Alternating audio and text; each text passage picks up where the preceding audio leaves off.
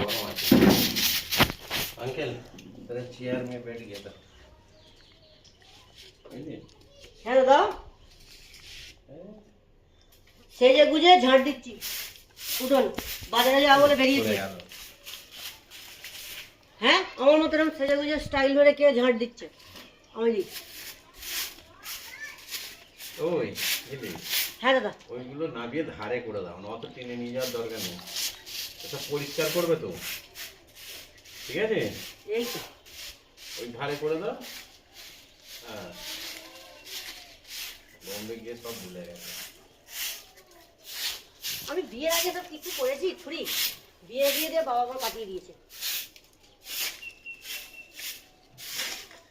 মাম্মা কো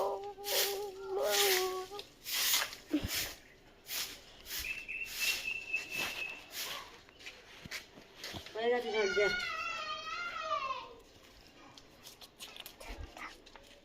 এই এলাকার বৌমা